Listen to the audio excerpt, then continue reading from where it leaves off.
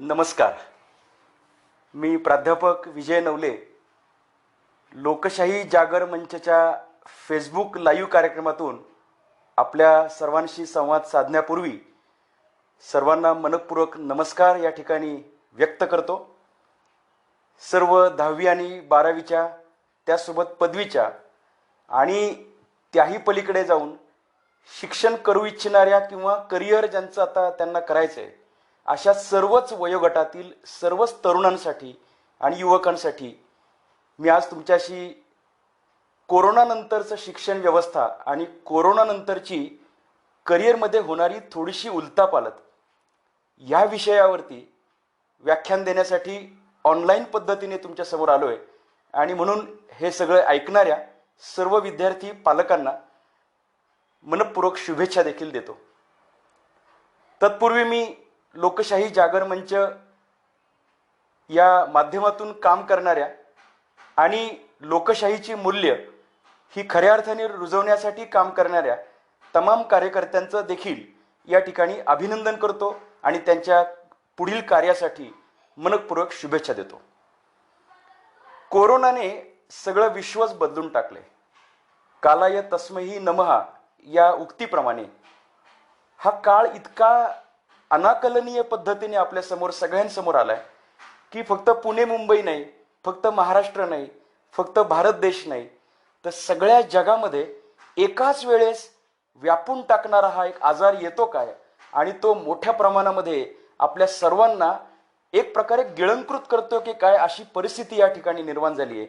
आणि निश्चितपणे गेल्या 2 महिने आपण हे सगळेजण भारतामध्ये पाहतोय आणि गेले 4-5 महिने जगामधल्या विविध भागांमध्ये या सगळ्या गोष्टींमुळे मानव जात ही संपूर्णपणे एक प्रकारे अडचणीत सापडली आहे अशी परिस्थिती निर्माण झाली आहे.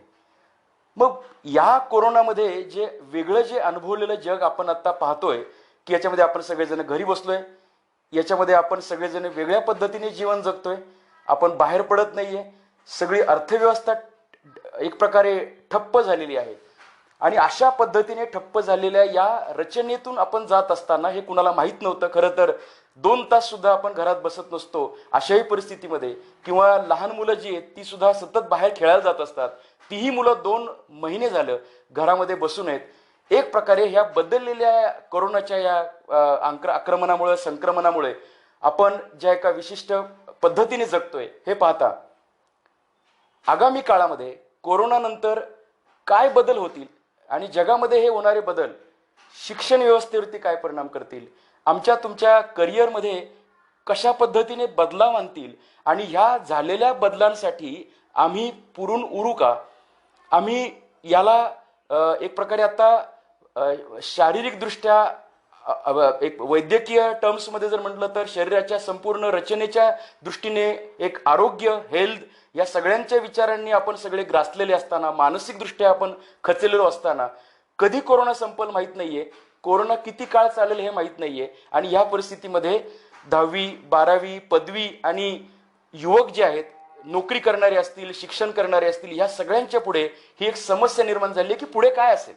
कारण बऱ्याच ठिकाणी आपल्याला असं वाचायला मिळतंय, आपण पाहतोय, अनुभवतोय की सगळ्या आता शाळा तर ठप्प झाल्यात, कॉलेजेस ठप्प झालीत, नोकरी व्यवसाय थांबलेत.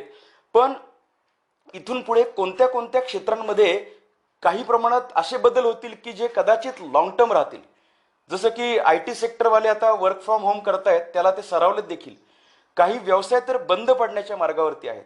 काही नवीन व्यवसाय येतील का. आणि ह्या सगळ्याला पुरून उरताना राष्ट्र पातळीला आणि जागतिक स्तरावरती कशा पद्धतीने आम्हाला आमच्या करिअरचा निर्णय घ्यायचा आहे हा अत्यंत महत्त्वाचा मुद्दा आपल्या सगळ्यांच्या समोर आहे. आणि म्हणून लोकशाही जागर मंचाने हा एक छान विषय निवडलाय की आपल्या सर्व विद्यार्थी आणि पालकांसाठी थोडीशी एक चर्चा व्हायला हवी. त्यांनी गेल्या 4-5-6 दिवसामध्ये काही प्रश्न सुद्धा जमा केलेत आणि राज्यभरातल्या अनेक विद्यार्थ्यांनी मला प्रश्न विचारलेले आहेत. या प्रश्नांची उत्तर मी तुम्हाला देणार आहे. आणि इन जनरल करिअर बद्दल सुद्धा एकूण एक भूमिका आपल्याला जी घ्यायची असते, कारण आपण सातत्याने करिअरकडे जात असतो. करिअर हा फक्त एक कोर्स निवडीचा विषय नाहीये, तो आयुष्य जगण्याचा मार्ग आहे आणि तो एक प्रकारे सुंदर जीवन करत असताना माझ्या अंगातली सगळीच्या सगळी कौशल्य किंवा जे कलागुण आहेत, माझी जी वैशिष्ट्ये आहेत, या वैशिष्ट्यांनी मला समाजासाठी काही करता येऊ शकेल का, हा एक मोठा निर्णय असतो. माझ्या एकाच्या कुणाच्या तरी कामामुळं देशासाठी, राष्ट्रासाठी, जगासाठी, मानवजातीसाठी काहीतरी कार्य घडणार असतं आणि असं योगदान देणारी माणसं, अशी भारावून गेलेली माणसं विविध क्षेत्रामध्ये तयार व्हावीत. याला तर करिअर असं नाव आहे. ते करिअर हे केवळ कोर्सची निवड किंवा एखाद्याची नोकरी कशी लागेल एवढं पाहणं, याला करिअर म्हणता येणार नाही. त्यामुळे त्या अर्थाने मोठ्या व्यापक दृष्टीने विचार करत असताना तो एक विचार आणि कोरोनाची त्याला असलेली पार्श्वभूमी, मला असं वाटतं की कधी कधी बोलत असताना की अरे तुम्हाला पण यातल्या बऱ्याचशा गोष्टी खरं तर माहिती आहेत, मी वेगळं कधी कधी सांगतोय का काय, का ते आपल्या सगळ्यांचेच विचार एक प्रकारे आता समान स्तरावर चालू आहेत. कायच समान स्तरावर चालू आहेत. आपल्या सगळ्यांना एक जाणवलं, गेल्या महिन्या 2 महिन्यामध्ये जाणवलं की सगळ्याच्या सगळ्या कार्यक्षेत्रातली माणसं घरी असताना सुद्धा मेडिकल क्षेत्रातले जे काही तज्ज्ञ आहेत, म्हणजे सगळे डॉक्टर्स, त्यामध्ये काम करणाऱ्या नर्सेस, त्यांना असिस्ट करणारे मेडिकल क्षेत्रामधली, आयुषमधली ही सगळी यंत्रणा, हॉस्पिटल्समध्ये काम करणारे लोक, फार्मसीसारखं क्षेत्र असेल यामध्ये काम करणारे लोक, या मेडिकल क्षेत्रामध्ये काम करणाऱ्या लोकांना आता त्यांना काम होतं की माणसांना जगवायचंय, जास्तीत जास्त लोकांना याच्यातून वाचवायचंय आणि ज्यांना ज्यांना याचा संसर्ग झालाय त्यांना याच्यातून बाहेर काढायचंय, मृत्यूचा दर कमी करायचा आहे, हे त्यांच्या पुढचं आव्हान होतं. ती माणसं आपलं काम करताना दिसली, पोलीस यंत्रणा काम करताना दिसली आणि सगळ्या इमर्जन्सी सेवा काम करताना दिसल्या. मला करिअर मार्गदर्शक म्हणून त्यावेळेस असं वाटत गेलं की खरं तर माणसासाठी सर्वोत्तम असलेल्या आणि सर्वात जास्त गरजेच्या असलेल्या कोणत्या सेवा आहेत हे आता दुसऱ्या कुणी सांगायची गरज राहिली नाही. मेडिकल क्षेत्र झालं, पोलीस क्षेत्र झालं, इमर्जन्सी सेवा झाल्या, सरकारी रचनेमध्ये काम करणाऱ्या विविध प्रकारच्या सगळ्या शासकीय विभागांच्या रचना झाल्या आणि त्यासोबत अत्यंत महत्त्वाची गोष्ट म्हणजे सामाजिक क्षेत्रामध्ये काम करणाऱ्या, खऱ्या अर्थाने काम करणाऱ्या NGOs किंवा सामाजिक संघटना, ही सगळी माणसं या कालखंडामध्ये काम करताना दिसत आहेत. तुम्हा आम्हाला बाकीच्या गोष्टी तशा दुय्यम वाटत गेल्या. मलाही कधी कधी आश्चर्य वाटत होतं की शिक्षण क्षेत्रात आम्ही काम करतोय, परंतु आम्हाला सांगितलं की तुम्ही आता सप्टेंबरपर्यंत गप्प बसा, काही हरकत नाही, तुमच्या वाचून काही अडत नाही. म्हणजे तात्पुरत्या अर्थाने जर आपण पाहिलं तर अत्यंत संवेदनशील सेवा ह्या कोणत्या, आणि तसं म्हटलं तर समाजाला वेगळ्या अर्थाने नंतर उपयोगाला येतील, परंतु आत्ता तशा उपयोगाच्या नाहीत, अशी आपण करिअरमधली एक विभागणी त्यावेळेस करू शकलो. महत्वाच्या सेवा कोणत्या? निश्चितपणे 10वी 12वीतला विद्यार्थी, एखादा त्याच्या अलीकडचा विद्यार्थी असा विचार करू शकतो की मी सुद्धा डॉक्टर होणार आणि डॉक्टर झाल्यानंतर कोरोनासारखा आत्ताचा आजार किंवा त्यानंतर एखादा आजार आला किंवा कोणत्याही कारणाने माणूस जर आजारी पडला तर त्याला मी बरा करू शकण्यासाठी काही काम करू शकेल का, अशी एक मोटिवेशनल प्रेरणा सुद्धा काही विद्यार्थ्यांनी आता स्वीकारली असणार आहे, घेतलेली असणार आहे. त्यांच्या लक्षात आलं असणार आहे की डॉक्टर का बनायचं? ॲम्ब्युलन्समधनं आलेला पेशंट तुमच्या उपचारांमुळं चालत चालत घरी जायला पाहिजे आणि घरी गेल्यानंतर त्या पेशंटच्या नातेवाईकांच्या डोळ्यांमध्ये आनंदाश्रू उभे राहिले पाहिजेत, यासाठी डॉक्टर हे काम करत असतो. मला डॉक्टर व्हायचंय असं वाटणाऱ्यांची संख्या कदाचित वाढली असेल आणि काही जण असेही म्हटले असतील, नको रे बाबा, संसर्गजन्य आजारामध्ये त्या पेशंटमुळं मला जर आजार झाला तर मला असं वाटतं की ही स्क्रीनिंग ही सुद्धा महत्वाची होती. पोलीस क्षेत्रामध्ये काम करायचं असेल, IPS होऊन काहीतरी अधिकारी व्हायचं असेल, लाल दिव्याची गाडी पाहिजे असेल, सरकारी सेवेत जायचं असेल, असं वाटणारे अनेक जण असतात. परंतु बऱ्याच जणांना आता सरकारी सेवा म्हणजे काय असतं, त्याचा खऱ्या अर्थाने उपयोग काय असतो, गरीबाची झोपडी जाळणारा अधिकारी व्हायचंय का गरीबाच्या झोपडीतली चूल पेटवणारा अधिकारी व्हायचंय, हे आता समाजातल्या 10वी 12वीच्या विद्यार्थ्यांना कळलंय. नव्हे ते संस्करण, एक प्रकारचे संस्कार हे या विद्यार्थ्यांवर झाले असतील की मी कोण होणार, मी काय सेवा देणार समाजाला. कारण करिअरच्या आम्ही ज्या छोट्या व्याख्या केल्यात त्यापैकी ही एक व्याख्या आहे की करिअरमधून मला काय मिळणार यापेक्षा मी करिअर क्षेत्राला काय देणार. कोरोनाच्या निमित्ताने आपल्या सर्व 10वी 12वीतल्या शाळेत शिकणाऱ्या आणि तसं म्हणलं तर सगळ्याच युवा वर्गाला कोणत्या सेवा महत्वाच्या आहेत ह्या कळल्यात. मेडिकल क्षेत्रामधल्या लोकांचं कार्य मोठं आहे. त्यासोबत तुम्ही आम्ही ज्याची वाट पाहतोय ते म्हणजे लस आणि औषध. फार्मसी सारखं क्षेत्र आतापर्यंत ते महत्वाचं होतंच, पण इथून पुढच्या काळामध्ये सगळी मानवजात आता घाबरलेली असताना आत्ता कोरोना आला हो, भविष्यामध्ये अजून कोणी मोठा आजार आला, पूर्वी एबोला येऊन गेला, स्वाईन फ्लू येऊन गेला, अजून प्रकारचे अनेक आजार येऊन गेलेत, या आजारांवरती पुरून उरायचं असेल आणि तुमचं आमचं आयुष्य सुंदर आणि सुखी ठेवायचं असेल, स्वच्छंदी ठेवायचं असेल, जे आता पक्षी ज्या पद्धतीने उडतायत आणि आपण मात्र घरी बसलेलो आहे, आज जर आपल्याला असं वाटतं की तसं काही करायचं असेल तर फार्मसीमध्ये, औषध निर्माण क्षेत्रामध्ये खूप मोठ्या प्रमाणामध्ये संशोधनाची गरज ही इथून पुढच्या काळामध्ये अधोरेखित झालेली असणार आहे. आज आपण बोलतोय, बघा ना, फेसबुकला किंवा इकडे तिकडे बातम्या येतात की लस शोधली वगैरे. आता लोक त्यालाही वैतागलेत की खरोखरची द्या. पण खरोखरची आता जी लस कोणी जो काही निर्माण करेल, ती संस्था असेल, ती कंपनी असेल, किंवा तो व्यक्ती असेल, तो संशोधक असेल, मला तुम्ही सांगा, अख्खं जग त्याला सॅल्यूट करणार आहे. जो व्यक्ती कोरोनासाठी लस निर्माण करेल त्याला अख्खं जग सॅल्यूट करणार आहे. करिअर म्हणजे दुसरं तिसरं काय? तर अशा पद्धतीच्या आजारांवरती औषध निर्माण करणारे आम्ही आमच्यातनं तयार होऊ शकतो का असं म्हणणारे इथून पुढच्या काळामध्ये जरा जास्त संख्येने लागणार आहेत. लस जशी लागेल तशी औषधं पण लागतील, आणि औषधं लागतील यामुळे कदाचित मग ते नुसतं शास्त्र नाहीये, मग केमिस्ट्री विषयाच्या अनुषंगाने असलेला अभ्यास असेल, त्याला लागलेलं तंत्रज्ञान असेल, ह्या सगळ्या गोष्टी त्याला पूरक असतात. नुसता डॉक्टर काम करत नसतो. डॉक्टरला काम करत असताना ऑपरेशन थिएटरमध्ये टेक्नॉलॉजी असते, तिथे इलेक्ट्रॉनिक्स इंजिनियर सुद्धा त्याच्या इक्विपमेंट्सची मदत डॉक्टर्सला करत असतो, आणि सॉफ्टवेअरचं तंत्रज्ञान सुद्धा वापरलं जात असतं. आणि म्हणून मेडिकल क्षेत्राला पूरक अशा पद्धतीने कदाचित आगामी काळामध्ये जागा वाढतील का, हॉस्पिटल्सच्या संख्येमध्ये वाढ होऊ शकेल का, या 100% विचाराधीन गोष्टी ह्या सरकार दरबारी देशस्तरावरतीच नाही तर जागतिक स्तरावरती असल्यामुळे आगामी काळामध्ये वैद्यकीय क्षेत्रामध्ये, फार्मसी क्षेत्रामध्ये मोठ्या प्रमाणामध्ये करिअरच्या संधी आणि क्वांटिटीच्या भाषेमध्ये लोकांची रिक्वायरमेंट राहिली. मला वाटतं वेगळं सांगायची गरज नाही, आपण सगळेजण जाणताच. मधल्या काही वर्षांमध्ये थोडासा डाऊन चाललेला एक करिअरचा विषय कोरोना नंतर खूप महत्त्वाचा होऊ शकेल, तो म्हणजे बायोटेक्नॉलॉजी आणि मायक्रोबायोलॉजी. जे व्हायरस, बॅक्टेरिया, अल्गी, फंजाय हे सगळे जे काही छोटे छोटे जीवजंतू आहेत किंवा वनस्पती किंवा प्राणी आहेत, यातले काही जे त्रासदायक आहेत, कोरोना हा आपल्यासाठी खूप त्रासदायक ठरलाय. मला असं वाटतंय मायक्रोबायोलॉजी मधल्या शिक्षणानंतर संशोधन क्षेत्रामध्ये जी मंडळी असं काम करतील की कोरोनासारखं संकट आधी येण्यापासूनच थोपवलं जाईल, यासाठी आम्ही काम करू आणि तशा पद्धतीने काही संशोधन करू. कोरोना नंतरचं करिअर आणि कोरोना नंतरचं शिक्षण या विषयामध्ये काय बदल होतील? अनेक कंपनीज, अनेक सेक्टर्स आता विचार करायला लागलेत की हायजिनिक प्रॉडक्ट्स कसे तयार करता येतील, सोशल डिस्टन्सिंगच्या आधारे कोणत्या प्रमाणामध्ये, कशा पद्धतीने आता बदल व्हायला सुरुवात होती. जसं की मला जर आता कोल्हापूरला जायचं असेल तर पूर्वी मी कदाचित एसटीने जात असेल, बसने जात असेल, लोक विचार करतील की 50-60 लोकांच्या मध्ये मी प्रवास करण्यापेक्षा असा काही संसर्गजन्य आजार होऊ नये यासाठी काय करावं, तर आगामी काळामध्ये कदाचित स्वतंत्र कार वापरण्याचं प्रमाण वाढेल. या कारमध्ये ड्रायव्हर आणि पॅसेंजर याच्यामध्ये सुद्धा अंतर राहावं, सोशल डिस्टन्सिंग राहावं, यासाठी इंजिनिअरिंग सेक्टरमधले, ऑटोमोबाईलमधले लोक आता विचार करू लागतील की कंपार्टमेंट असलेली कार तयार करता येऊ शकेल का, जेणेकरून कारमध्ये बसल्यानंतर सुद्धा एकमेकांपासून एकमेकांना विलगीकरणाचा एक जो तो कन्सेप्ट आहे तो राबवला जाऊ शकेल.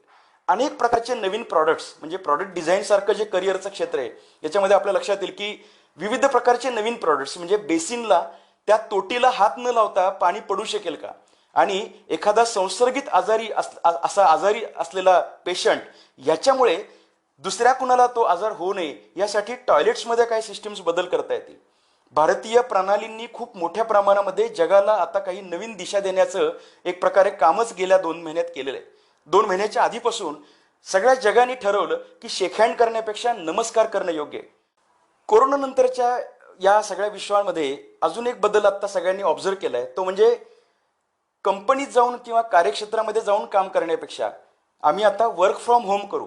आणि वर्क फ्रॉम होम करण्यासाठी जी काही सॉफ्टवेअर, तंत्रप्रणाली, संगणक प्रणाली असणार आहे, त्या संगणक प्रणालीचं सुद्धा मोठ्या प्रमाणामध्ये मायाजाल, नेटवर्क हे तयार होताना दिसतंय. म्हणजे IT कंपन्यांनी तर पूर्वी ते 10-15% लोक त्यांचे घरी बसून काम करत होते, परंतु त्याला फार रिस्पेक्ट दिला जात नव्हता. आता असं झालंय की जो घरी बसून काम करेल त्या लोकांना जास्त रिस्पेक्ट दिला जातोय, आणि ती संख्या वाढवण्याचं अनेक IT कंपन्यांनी सांगितलंय. एव्हाना काही कंपनीज ह्या जवळजवळ 80% त्यांची मॅनपॉवर ही घरनं काम करण्यासाठी वापरतील. एज्युकेशन क्षेत्रामध्ये म्हणजे शिक्षण क्षेत्रामध्ये काय झालंय तर बहुतांशी शाळा आणि कॉलेजेस, इंजिनिअरिंग कॉलेजेस सुद्धा, त्यामध्ये त्यांनी ऑनलाईन पद्धतीने लेक्चर्स घेण्याची व्यवस्था निर्माण केली. प्रॅक्टिकल सुद्धा घेतले जातात आणि बऱ्याच जणांनी, शासनाने जरी परीक्षा घेणार नाही असं सांगितलं तरी सुद्धा बऱ्याच महाविद्यालयांनी सॉफ्टवेअर तंत्रप्रणाली वापरून या सगळ्या ह्याच्यातून मार्ग काढत ऑनलाईन पद्धतीने परीक्षा सुद्धा घेण्याचं काम पूर्ण केलंय. म्हणजे आगामी काळामध्ये जसे डॉक्टर्स आणि फार्मासिस्ट आपल्याला हवे आहेत, त्याच पद्धतीने आगामी काळामध्ये इंजिनिअरिंगच्या क्षेत्रामध्ये काम करणारे जे सॉफ्टवेअर प्रणाली तयार करणारे लोक आहेत, ज्या पद्धतीने आता मी फेसबुक लाईव्हद्वारे तुमच्याशी बोलतोय, अजून काही सॉफ्टवेअर्स आता मार्केटमध्ये आली, ही सगळीच्या सगळी सॉफ्टवेअर्स मोठ्या प्रमाणात त्यांची संख्या वाढेल. इथून पुढच्या काळामध्ये मीटिंगसाठी कुणी दुसऱ्या गावाला जाण्याची गरज पडणार नाही.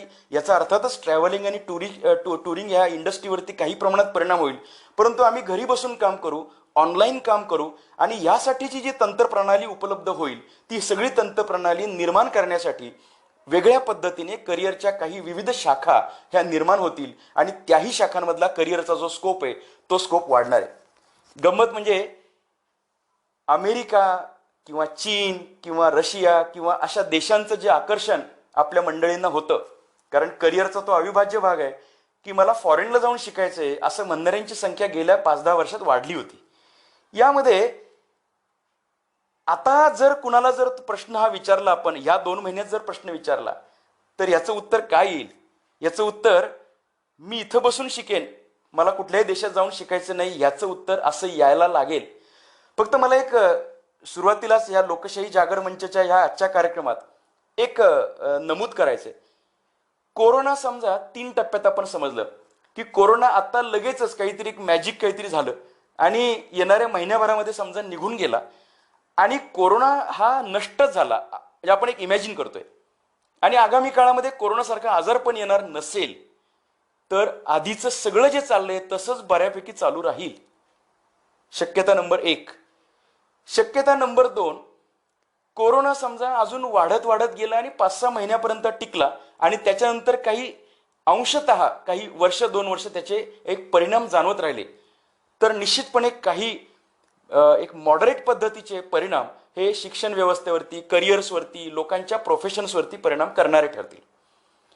तिसरी एक शक्यता म्हणजे कोरोनाने समजा काही लोक भीती घालतात, ते जर खरं झालं की कोरोना अनेक वर्ष चालणारा आजार आणि इथून पुढच्या काळामध्ये सोशल डिस्टन्सिंग हा अत्यंत महत्वाचा अविभाज्य भाग बनणार, असंच जर बनून राहिलं तर मात्र खूप मोठ्या प्रमाणामध्ये बदल घडतील. शक्यता नंबर 1 जर असेल तर मी आता तुमच्याशी जे बोलतोय ते करिअरच्या अनुषंगाने असलेले एक फक्त ॲडिशनल नॉलेज एवढंच म्हणूयात किंवा काही शक्यता आहेत. नंबर 2 ची जर गोष्ट घडली तर त्याचे परिणाम हे करिअर आणि विविध प्रोफेशन्सवरती 1-2 वर्ष पडतील असं त्याचा अर्थ होतो. परंतु कोरोना जर कायमस्वरूपी टिकणार असेल ही शक्यता क्वचित अवघड आहे, कारण इतका काळ टिकेल अशी परिस्थिती राहणार नाही, काहीतरी उपाययोजना निघणारच आहे. त्या केसमध्ये मात्र लार्जर स्केल चेंजेस यामध्ये घडतील. म्हणजे जसं फिल्म इंडस्ट्रीची मंडळी जी आहेत ही तुमच्या फिल्म थिएटर्समध्ये जाऊन चित्रपट पाहायचा लोकांनी आणि मग त्याच्यावरती त्यांनी पैसे कमवायचे. गेल्या 2 महिन्यात आणि आगामी कदाचित 5-6 महिने ही इंडस्ट्री पूर्ण ठप्प राहिलेली आहे, राहणार आहे. लॉंग टर्म जर दृष्टीने जर परिणाम झाला असेल तर हे सगळेच्या सगळे मंडळी, फिल्म लाईन ही अख्खीच्या अख्खी लाईन ही ऑनलाईन, आता ती वाढायला लागलेली प्रमाण, टेलिव्हिजनच्या माध्यमातून हे सगळं प्रमाण वाढेल आणि एक जो कन्सेप्ट होता की ड्रामा किंवा चित्रपट पाहण्यासाठी आम्ही थिएटरमध्ये जायचं, हा कन्सेप्टच कदाचित दूर होऊ जाऊ शकेल. जाहीर व्याख्यानासारख्या गोष्टी बंद होऊ शकतील जर इन केस ते लॉंग टर्म जर ठरलं तर. म्हणून मगाशी जे मुद्दा मी चालू केला की जर एखाद्याला प्रश्न विचारला की करिअरच्या दृष्टीने तुला परदेशात जाऊन शिकायचंय का, उदाहरणार्थ चीनमध्ये जाऊन तुला शिकायचंय का, याचं उत्तर 95% विद्यार्थी देतील की मला परदेशात जाऊन शिकायचं नाहीये, मी इथेच शिकेन. हाच प्रश्न जर आपण कॉम्प्युटर इंजिनिअरिंग केलेला एखादा विद्यार्थी किंवा अजून काही मॅनेजमेंटचं शिक्षण घेतलेल्या विद्यार्थ्याला विचारलं तर तुला फॉरेनमध्ये जाऊन नोकरी करायला आवडेल का, तर हे उत्तर जे पूर्वी 90% लोक सांगायचे की जर तशी संधी मिळाली तर आम्ही नक्की जाऊ, आता हे एक्झॅक्टली उलटं होऊन फक्त 10% लोक म्हणतील कदाचित की कोरोनासारख्या परिस्थितीमध्ये परदेशात जाण्याचं डेअरिंग फक्त आम्ही करू, बाकी अदरवाईज लोक म्हणतील आम्ही 4 पैसे कमी मिळाले तरी चालेल, भारत मातेची सेवा करून आम्ही ह्याच देशामध्ये ह्याच राष्ट्रामध्ये इथे काम करू, आम्हाला परदेशाचं आकर्षण राहणार नाही, राहिलेलं नाही. परदेशांचं आकर्षण कमी झालंय, नंबर 1ची गोष्ट. आणि नंबर 2ची गोष्ट अशी झाली आहे की जी मेट्रो सिटीज आहेत, मोठी शहरं जी आहेत, दिल्ली, मुंबई, पुणे, अशा शहरांचं आकर्षण शिक्षणासाठी आणि रोजगारासाठी जर ह्या शक्यता नंबर 2 आणि 3नी जर डिस्टर्ब केलं तर मोठ्या प्रमाणामध्ये बदल हे शिक्षण व्यवस्थेत सुद्धा पाहायला मिळतील. जसं की धुळे, जळगाव, नागपूर, कोल्हापूर, सोलापूर ह्या भागातून, कोकणातून हे विद्यार्थी मुंबई आणि पुण्याला शिकायला जायचे. हे प्रमाण यावर्षी तर 100% ह्या शिक्षण व्यवस्थेमधून जे मायग्रेशन विद्यार्थ्यांचं व्हायचं ते होणार नाही. सगळे लोक म्हणतील की आम्ही तालुक्याच्या गावाला शिकू, आम्ही आमच्या गावांमध्ये शिकू, परंतु या शहरांमध्ये येण्यासाठी आम्ही यावर्षी तरी धाडस करणार नाही. जर कोरोना कदाचित 1-2 वर्ष राहिला तर हा परिणाम 2 वर्षापर्यंत राहील. आणि जर असं झालं की हा परिणाम मोठ्या स्तरावरती राहिला तर कदाचित एक वेगळा फायदा होऊ शकेल. तो म्हणजे गांधीजींच्या भाषेमध्ये खेड्यांकडे चला असं जे म्हटलं गेलं होतं, तो एक परिणाम साधला जाऊ शकेल. आणि खेड्यांचा विकास जो आपण आता मधल्या काळामध्ये ऑब्झर्व केलं की अनेक चित्रपटांमध्ये दाखवलं, पुस्तकांमध्ये ते सांगितलं होतं, ते म्हणजे पर्यावरणाचा ऱ्हास होतोय. शहरांचं ज्या पद्धतीने बकालीकरण झालेलं आहे, ज्या पद्धतीने निसर्गाचं ओरबाडण्याचं काम झालेलं आहे, ज्या पद्धतीने शेतीसारखा व्यवसाय हा अडचणीत सापडलेला आहे, ज्या पद्धतीने शहरांना फार किंमत आणि ग्रामीण भागाला फारच कमी दर्जा, असं सगळं चित्र तयार होऊन याचं अर्थव्यवस्था परिणामता अशी झाली की शेतकरी आत्महत्या करतोय आणि जी किंमत आहे किंवा जे आकर्षण आहे ते केवळ शहरांचं आहे. हे कदाचित संपून जाऊन जर इन केस हा कोरोना जास्त काळ राहिला तर ग्रामविकसन आणि त्या भागांमधलं डिसेंट्रलाइज पद्धतीचा विकास, म्हणजे MIDCs फक्त काही विशिष्ट शहरातच असतील असं नाही, इथून पुढच्या काळामध्ये त्याचा विस्तार आणि त्याचं ॲक्च्युअली डेव्हलपमेंट, कारण पूर्वी तर होत्याच परंतु त्याचं डेव्हलपमेंट जास्त झालेली नव्हती, ती डेव्हलपमेंट होऊ शकेल आणि रोजगाराचं विकेंद्रीकरण होऊ शकेल. हे जर झालं तर शहरांवरचा वाढीव बोजा हा सुद्धा कमी होऊ शकेल. या सगळ्यांचा थेट परिणाम करिअर्सवरती होणार आहे. कारण मग शिक्षणासाठी कुठे जायचं आणि रोजगाराच्या संधी कोणत्या असणार आहेत, त्यानुसार अलाइड व्यवसाय काय असतील, ह्या सगळ्या गोष्टी याच्यातून एकदम वेगळ्या पद्धतीने रिफ्लेक्ट होऊ शकतात. अर्थात ह्या जर गोष्टी आहेत. मी मगाशी म्हटलं की कोरोना जर कमीच दिवसांचा जर राहिला आणि काही महिन्यांमध्ये जर आपण पुन्हा आपल्या लेव्हलला येऊ शकलो तर कदाचित यातले काही बदल हे फक्त काही महिन्यांसाठी किंवा वर्षभरासाठी असतील. पण निश्चितपणे ट्रॅव्हल टुरिझममध्ये करिअर करू इच्छिणाऱ्यांसाठी कदाचित येणारं 1-2 वर्ष हे अडचणीचं असणार आहे. कारण आता इथून पुढच्या काळामध्ये आम्हाला कुठं फिरायला जायचंय असं म्हणणाऱ्यांची संख्या जवळजवळ शून्यापाशी असणार आहे. अगदी जर इमर्जन्सी वर्क असेल तरच. हाच मोठा परिणाम हॉटेल मॅनेजमेंटमध्ये शिक्षण घेऊन हॉटेल इंडस्ट्री किंवा केटरिंग इंडस्ट्रीमध्ये जाऊ इच्छिणाऱ्यांसाठी सुद्धा एक थोडासा नकारात्मक परिणाम होणार आहे. सगळंच नकारात्मक होईल असं नाहीये, काही गोष्टी चांगल्याही होणार आहेत. चांगल्या होणाऱ्या गोष्टींमध्ये निश्चितपणे सेल्फ रिलायंट बनणं, सेल्फ सफिशियंट बनणं, जो आता माननीय पंतप्रधानांनी जो आत्मनिर्भरता हा मुद्दा सांगितला, खरं तर हा मुद्दा अनेक वर्षांपासून स्वदेशी नावाने सुद्धा येत होता. आणि ग्लोबलायझेशनच्या नंतर जे झालं की सगळंच्या सगळं आता आपण बनवायचं नाहीये, जे आपल्याला बनवता येईल ते आपण बनवू, बाकीचं आपण बाहेरच्या देशातून घेऊ. ग्लोबलायझेशनमुळे सगळे देश जोडले गेले.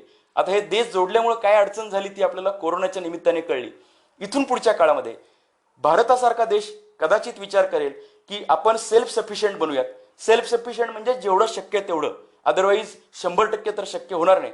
पण सेल्फ सफिशियंट बनण्याच्या प्रोसेसमध्ये जे आपली अंडर डेव्हलप्ड गोष्टी ज्या होत्या, ज्या आपण खूप विकसित केलेल्या न केलेल्या गोष्टी होत्या, यांच्याकडं शासनाला, शिक्षण व्यवस्थेला, त्या क्षेत्रामध्ये काम करणाऱ्या प्रोफेशनल्स लोकांना खूप मोठ्या प्रमाणामध्ये आता स्कोप मिळण्याची शक्यता वाढेल. करिअरचा एक नियम आहे, ज्याला स्कोप नाही त्याला स्कोप आहे. हा पहिला मुद्दा. आणि दुसरा मुद्दा, मंदीनंतर संधी असते. म्हणजे खूप अडचण निर्माण झाली तर त्याच्यानंतर वेगळ्या प्रकारच्या काही चांगल्या संधी उपलब्ध होऊ शकतात. सेल्फ रिलायंट बनण्याच्या प्रोसेसमध्ये भारतामध्ये बऱ्याच प्रकारच्या व्यवसायांना चालना मिळू शकते. जसं की इलेक्ट्रॉनिक्स सारखं क्षेत्र असेल, ज्या क्षेत्रामध्ये चीननी त्यांची मक्तेदारी राबवली होती आणि या मक्तेदारीचा एक वेगळा गैरअर्थ घेऊन हिंस्र पद्धतीने जगाची इकॉनॉमी ताब्यात घेण्यासारखं काम हे चायनासारख्या देशांनी केलं. हा आपण थेट आरोप करू शकत नाही, परंतु त्यांच्या तशी पावलं दिसत होती किंवा दिसतायत.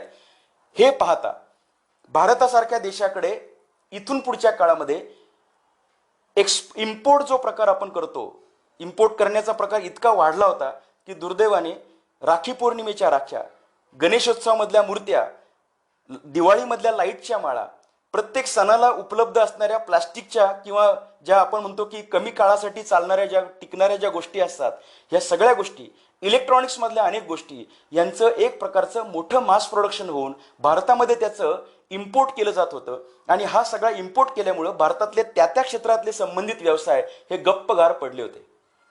इम्पोर्ट सबस्टिट्यूशन हा त्याला पर्याय आहे. हा इम्पोर्ट सबस्टिट्यूशन बाहेर न येणारी जी आयात आहे ती थांबवण्यासाठीचा प्रयत्न केला जाईल. आणि तशाच पद्धतीचं इम्पोर्ट सबस्टिट्यूशन म्हणजे आम्ही साधारणतः त्या जवळ जाणारं प्रोडक्शन चालू करू, त्यासाठीची रोजगार निर्मिती आगामी काळात चालू होण्याची शक्यता आहे. त्या अनुषंगाने लागणारं इलेक्ट्रॉनिक्स असेल, सॉफ्टवेअर तंत्रप्रणाली असेल, नेटवर्किंग सारखं सायन्स असेल, इंजिनिअरिंग असेल, हे भारतामध्ये विकसित व्हायला लागेल. कारण रेडीमेड मिळणाऱ्या चायनाच्या गोष्टींमुळे किंवा अन्य देशांमधील गोष्टींमुळे भारतातले तंत्रज्ञ हे निश्चिंत झाले होते. आपण फक्त युजर फ्रेंडली, आपण फक्त युजर्स आणि फक्त कस्टमर्स बनलो होतो. इथून पुढच्या काळामध्ये कोरोनानंतर निगेटिव्ह गोष्टी आपण पाहिल्या, सकारात्मक गोष्टी अशा नक्की घडतील की या सकारात्मक गोष्टींमधून भारतामध्ये छोटे व्यावसायिक तयार होऊ शकतील. आता भारत एक सरकार म्हणून सुद्धा, एक राष्ट्र म्हणून सुद्धा आणि सगळी यंत्रणा, प्रशासकीय यंत्रणा म्हणून सुद्धा या सगळ्या गोष्टींना निश्चितपणे पाठबळ देईल अशी आपली अपेक्षा आहे. आणि म्हणून या सगळ्या स्तरांवरचं शिक्षण, मग याच्यामध्ये छोटे छोटे कोर्सेस असतील की ज्या कोर्सेसमधून आपण आपल्या ग्रामीण भागातल्या लोकांना काही प्रमाणात रोजगार देऊ शकू, अशा काही गोष्टी घडतील. दुसरी एक शक्यता, सेल्फ रिलायंट बनणं जसं शक्य आहे तसं दुसरी एक शक्यता म्हणजे जगामध्ये जो मगाशी मी आपलं नेट ब्रेक व्हायच्या आधी जे मी तिथं मुद्द्यापाशी आलो होतो, तो म्हणजे भारताने एक वेगळा मेसेज जगाला दिलेला आहे. भारताची संस्कृती ही जगामध्ये एका अर्थाने वेगळी आहे असं प्रकट व्हायला लागेल. दुर्दैवाने आपले आकडे सुद्धा वाढत चाललेत, परंतु काही लोक सांगतात की ते जगाच्या तुलनेने थोडे कमी आहेत. त्याच्यात आपण जर छोटंसं सुख मानलं तर आपण असं म्हणूयात की जगामध्ये जर भारताचा वेगळा ठसा उमटायचा असेल वेगळ्या पद्धतीने, तर जगातल्या अन्य देशांच्या इकॉनॉमीचा विचार करतात त्या त्या देशांचे राष्ट्रप्रमुख असा विचार करू लागतील की आम्हाला चीन सारख्या देशाबरोबर किंवा अजून एक XYZ 2-4 देशांची यादी यांच्यापेक्षा आम्हाला भारत सोयीस्कर वाटतोय. आणि भारत सोयीस्कर वाटतोय आणि भारतामध्ये एकतर लेबरची संख्या मोठ्या प्रमाणात आहे आणि भारत ही एक मोठी एक बाजारपेठ आहे, एक मोठं मार्केट सुद्धा आहे. दोन्ही अँगल इथे जागा सुद्धा मुबलक उपलब्ध आहे, कुशल तंत्रज्ञान उपलब्ध आहे, अकुशल तंत्रज्ञ उपलब्ध आहेत. सायन्स अँड टेक्नॉलॉजीमध्ये भारताची गेल्या 60-70 वर्षाची कामगिरी सुद्धा चांगली आहे. आणि असं पाहता भारताची मार्केटची जी पॉवर आहे, पर्चेसिंग पॅरिटी आहे, ती सुद्धा कदाचित 2-4 वर्षानंतर सुधारणार असेल अशी जर अपेक्षा केली तर जगातील काही मोठ्या कंपनीज, कॉर्पोरेट सेक्टरमधले मोठे बडी जी आसामी आहेत, ह्या त्यांचा मोर्चा ह्या भारताकडे कदाचित वळवतील ही एक शक्यता आहे. असं जर झालं तर आपल्याला रोजगाराच्या संधी आणि व्यवसायाच्या संधी या दोन्हींमध्ये एक मोठ्या प्रमाणामध्ये चांगला फायदा झालेला दिसून येऊ शकेल. सोशल डिस्टन्सिंगचे काही निगेटिव्ह परिणाम आपल्या काही व्यवसायांवरती निश्चितपणे होणार आहेत. सलून सारखा व्यवसाय असेल ज्याच्यामध्ये लोक एकमेकांच्या जवळ जायचं का नाही हा विचार करतील. हॉटेलिंग सारखा व्यवसाय असेल ज्याच्यामध्ये आपण एकमेकांच्या जवळ जायचं का नाही, एकत्रित येण्याचे सगळे प्रकार असतील. सोशल डिस्टन्सिंग अडचणीचं ठरेल. पण मगाशी मी तुम्हालाच म्हटलं की असं जरी झालं तरी या सोशल डिस्टन्सिंगला एक उपाय, पर्याय म्हणून काही गोष्टी तयार होणं, इनोव्हेशन्स तयार होणं हे शक्य होईल. लोकशाही जागर मंचाने काही प्रश्न मला जे पाठवले होते त्यातला एक प्रश्न असा आला होता की इथून पुढच्या काळामध्ये इन्व्हेन्शन्स आणि इनोव्हेशनला संधी राहू शकेल का. मला असं वाटतं की ही संधी इतकी अपार असेल की आज जो व्यक्ती ह्या आजारावरती लस शोधून काढेल त्याला तर नोबेल पारितोषिकासाठी सुद्धा त्याचं नाव रेकमेंड केलं जाऊ शकेल. कारण अख्ख्या मानवजातीवरची समस्या ही व्यक्ती जर घालवणार असेल तर अशा प्रकारच्या संशोधनाला निश्चितपणे चालना असेल. मास्क आपण जो आता लावतोय हा मास्क अडचणीचा आहे, तो बऱ्याच वेळा खाली येतो, बऱ्याच जणांना मास्क परवडत नाही, बऱ्याच वेळा तो मास्कनी चेहऱ्यावरती काही व्रण निर्माण होतात. वेगळ्या पद्धतीचे मास्क येतील का. आपण काहींनी ते नाकामध्ये घालण्याचा एक मास्क पाहिला असेल, नाकाची बोळं बुजवण्याचा एक प्रकार की श्वास घेता येतोय परंतु संक्रमण होणार नाही. असे काही नवीन प्रकार मार्केटमध्ये निश्चितपणे येतील. सोशल डिस्टन्सिंगसाठी सुद्धा एकमेकांपासून लांब न राहता एकमेकांपासून संसर्ग टाळण्यासाठीच्या काही गोष्टी ह्या होऊ शकतात. कोरोनानंतरचं जग हे शिक्षण क्षेत्रासाठी सुद्धा वेगळं असणार आहे आणि प्रोफेशनसाठी सुद्धा बदललेलं असणार आहे. आपण एकच अपेक्षा करणार आहोत की ही कोरोनाची जी नामुष्की आणि हे खूप मोठं संकट जे आहे हे संकट काही काळ जर चाललं तर मात्र आपलं पूर्ववत जे जग आहे ते पुन्हा पहिल्यासारखं चालू होऊ शकेल. काही व्यवसाय याच्यामध्ये पूर्णपणे संपून जातील, तर काही व्यवसाय याच्यामध्ये नवीन स्वरूपात आणि मोठ्या प्रमाणामध्ये वाढतील. जसं ऑनलाईन तंत्रज्ञान मी जे म्हटलं, हे ऑनलाईन तंत्रज्ञानामध्ये मोठी एक प्रकारची एक गरज निर्माण होईल. आजही आपण डिजिटल प्रमाणाकडे थोड्या प्रमाणात वळलेलं असल्यामुळे डिजिटलच्या माध्यमातून आपल्याला बऱ्याचशा गोष्टी घरात बसून करता येऊ शकतात. हे असे काही फायदे आगामी काळामध्ये कोरोनानंतरच्या बदललेल्या विश्वामध्ये होऊ शकतील. आता ह्या सगळ्या पार्श्वभूमीवरती पुढे सरकत असताना आणि त्याच्या अनुषंगाने करिअर बद्दलचे काही बेसिक्स पण बोलायचे असं ठरलेलं असताना मला वाटतं की शेती, हवामान खातं, पर्जन्यमान किंवा या सगळ्या गोष्टींमध्ये काम करणाऱ्या लोकांची गरज आहे. अपघात प्रवण क्षेत्र, त्याच्यामधले होणारे अडचणी, ह्या सगळ्या गोष्टी, जिथे पेंडिंग काम आहे, जिथे काम करायला गरज आहे त्या ठिकाणी आम्ही काम करू असं म्हणणारे जे लोक आहेत ते त्या क्षेत्रामधल्या करिअरमध्ये चार चांद लावत असतात. करिअर म्हणजे वेगळं काय? करिअर म्हणजे आता आपण कोरोनाची पार्श्वभूमी पाहिली, कोरोनामुळे काही होईल असं आपण पाहिलं, त्याच्या शक्यता पाहिल्या. पण मुळात करिअर म्हणजे काय? तर करिअर म्हणजे कोणतंही काम करत असताना मला आनंद वाटला पाहिजे, मला छान वाटलं पाहिजे, असं छान वाटणारं जे काम आहे ते म्हणजे करिअर आहे. हा एक मुद्दा झाला. दुसरा एक मुद्दा आहे की जिथे कामाची गरज आहे ते काम मी जर करू शकलो तर मग कामातलं समाधान मला जास्त मिळणार आहे. त्यामुळे करिअरच्या अत्यंत सोप्या व्याख्या मी केल्यात. त्यापैकी अजून एक व्याख्या मी सांगेल, ते म्हणजे पैसा केंद्रित करिअर करण्यापेक्षा कर्तृत्व केंद्रित जर आपण करू शकलो तर निश्चितपणे करिअरचे खूप मोठे आयाम आपल्याला प्राप्त करता येतील. डॉक्टर APJ अब्दुल कलाम साहेबांनी किती पैसे मला मिळतील, माझं किती नाव होईल, असा कधीही विचार त्यांच्या पूर्ण करिअरच्या कुठल्याही टप्प्यात निश्चितपणे केलेला नसेल. डॉक्टर कलाम साहेबांना एकच हवं होतं, ते म्हणजे माझ्या देशाला संरक्षण सिद्धतेच्या बाबतीमध्ये किंवा सायन्स अँड टेक्नॉलॉजीच्या बाबतीमध्ये मला काहीतरी काम करून दाखवायचे, DRDOच्या माध्यमातून काम करून दाखवायचे. डॉक्टर कलाम साहेबांनी ते काम केलं. कलाम साहेबांच्या मृत्यूनंतर ज्यावेळेस ते व्हॉट्सअपवरती काही मेसेज आले होते, त्याच्यात आपण वाचलं की त्यांच्या घरी काय सापडलं, तर त्यांच्या घरी सापडले हजारो प्रबंध त्यांनी जे लिहिले होते. त्याच्यानंतर शेकडो पुस्तकं जे सायन्स अँड टेक्नॉलॉजी मधले एक प्रकारचे ग्रंथ होते. त्याच्यानंतर अनेक प्रकारचे मेडल्स त्यांना जे मिळाले होते आणि 2 फाटके कोट जे काखेमध्ये फाटले होते, जे जीर्ण झाले होते, परंतु डॉक्टर कलाम साहेबांना ते कोट कसे दिसतात यापेक्षा मी काय लोकांना सांगतोय आणि लोकांशी कसा बोलतोय, लोकांना काय पद्धतीने प्रेरणा देतोय, हे त्यांना महत्वाचं होतं. कलाम साहेबांच्या घरी पैसे नाही सापडले, कलाम साहेबांच्या घरी संपत्ती नाही सापडली. कलाम साहेबांच्या घरी सापडलेली संपत्ती ही पुस्तक स्वरूपात होती, ग्रंथ स्वरूपात होती. मला असं वाटतं की करिअर म्हणजे दुसरं तिसरं काही नाहीये. करिअर म्हणजे हेच आहे की ज्या माध्यमातून तुम्ही समाजाची, देशाची सेवा करता आणि तुमचं जे आयुष्य आहे ते समाधानी करता, ते यशस्वी करता, ते कृतकृत्य करता. छत्रपती शिवाजी महाराजांनी त्यांच्या काळामध्ये खरं तर ते बसून खाऊ शकले असते, आनंदाने जगू शकले असते आणि आयुष्याचा खूप मोठा आनंद घेऊ शकले असते. तसं असताना सुद्धा रयतेला गरज काय आहे हे ओळखून त्यांनी संपूर्ण आयुष्य व्यस्ततेत काढलं आणि संपूर्ण आयुष्य फक्त एक प्रकारे संघर्ष केला. छत्रपती शिवाजी महाराजांनी काय केलं असा प्रश्न जर आपण विचारला तर आपण सांगू शकतो की महाराजांनी जे काही केलं त्याच्यामुळे आज आपण जे जगतोय, जे उत्तमपणे जगतोय, ते त्यांच्यामुळे जगतोय. मग अशा पद्धतीने कार्य करून माझ्या कामाची पोचपावती, माझ्या कामाची एक प्रकारचं आउटपुट हे समाजाला जर कायमस्वरूपी मिळणार असेल तरच ते करिअर आहे असा सुद्धा एक अर्थ निघतो. तो काहींच्या बाबतीत त्यांना शक्य होतं.